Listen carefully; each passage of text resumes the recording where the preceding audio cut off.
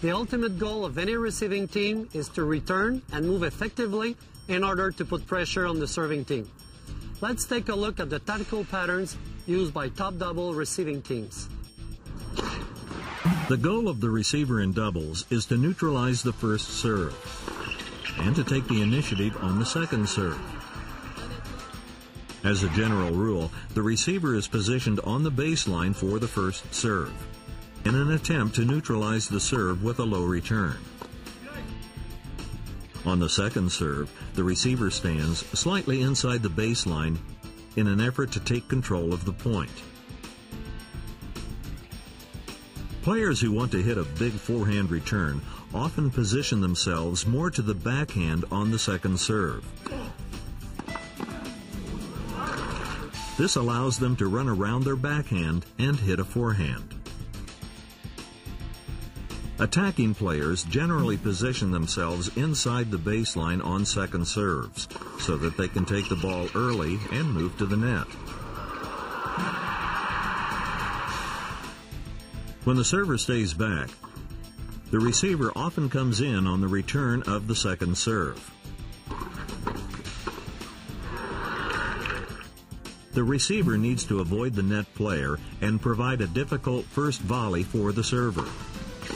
Advanced doubles players achieve this goal through a combination of power and precision returns. The first shot option for the receiver is the cross-court drive. This powerful return gives the net player less time to react or poach. It also makes the timing on the server's first volley more difficult. Good receivers will usually hit power returns down the line around 20 to 30% of the time to freeze the net player. They do this to surprise the net player and to create doubts about poaching. Good receivers also need the ability to sense when the server's partner is moving to the middle, so that they can return down the line winners. Touch players mix up precision angle returns with down-the-line alley returns or lob returns. These return options keep the ball away from the net player and create a high level of uncertainty on the serving team. When you're returning against the I formation, it's preferable to return more often down the line both on tee and wide serves. Coach Cayer now demonstrates the correct positioning for returning against the I formation. So when you do the I formation and you serve tee, the best return to do will be based on that logic. If the ball is at cross court and the player chooses to go there, he has the full empty court like this. So that's not the best return. What you should do 70% of the time is to hit down the line, because if the guy went there, the ball will get back to the player and play can keep on. So, okay? So, I formation, return down the line. And that's true on tee or wide serve. After the server's first volley, both players on the serving team are usually at the net. When the receiver stays back, he has several ground stroke options. After the return, he will often hit between the two players at the net.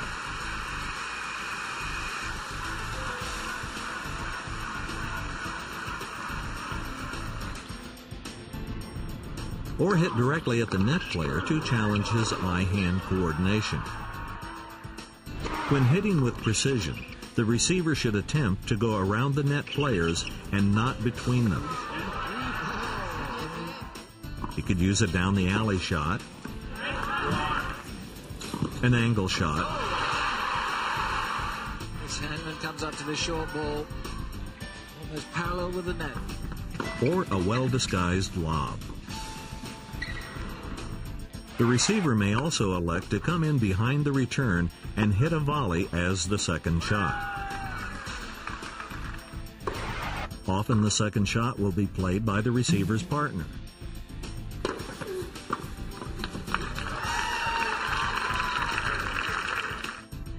If the receiver's return is weak, the receiver's partner is put into a difficult volleying situation called the hot seat.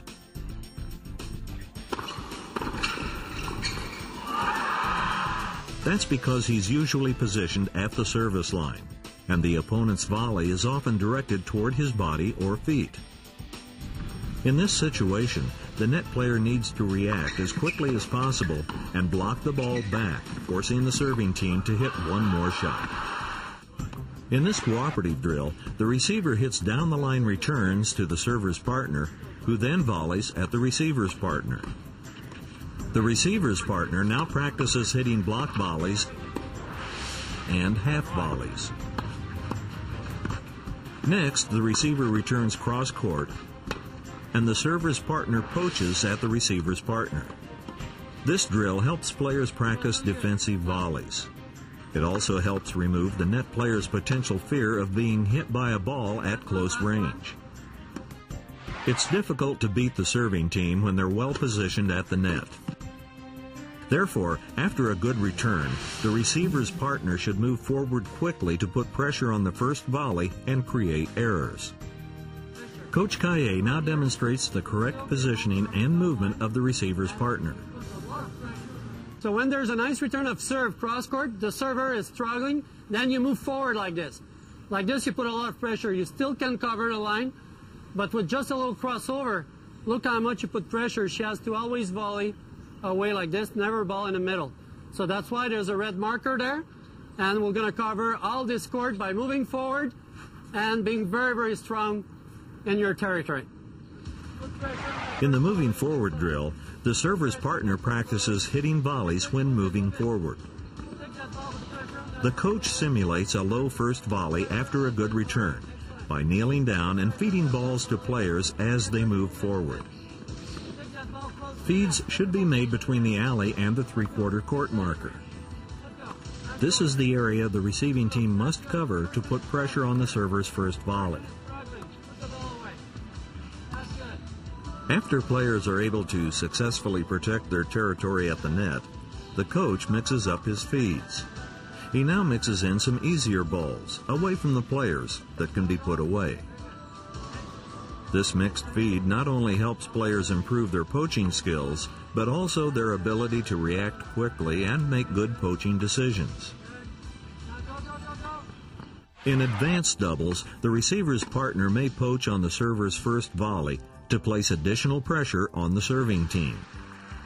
Poaching may be done by reaction, anticipation, and by command or signal.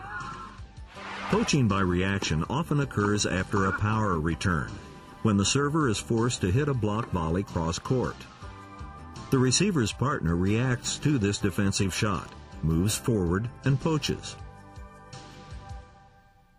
When the server stays back, the receiver's partner moves forward and is ready to poach a weak cross-court shot. The receiver's partner poaches by anticipation when he believes that there will be a defensive cross-court volley. Players look for specific technical cues or tactical situations to help them anticipate weak volleys that they can easily poach. When the server stays back, the receiver's partner moves forward to anticipate a cross-court shot. Poaching by command occurs when the receiver and his partner agree to poach after a power return or on a return of a second serve down the tee, which facilitates the crossing action of both players. This type of poaching puts constant pressure on the serving team and is an essential element in breaking the opponent's serve. The usual positioning of the right-handed player is in the deuce court, with the left-hander in the ad court. This is done primarily because it gives the doubles team an advantage on the second shot by using the forehand to reach difficult shots, or power forehands on easy second shots.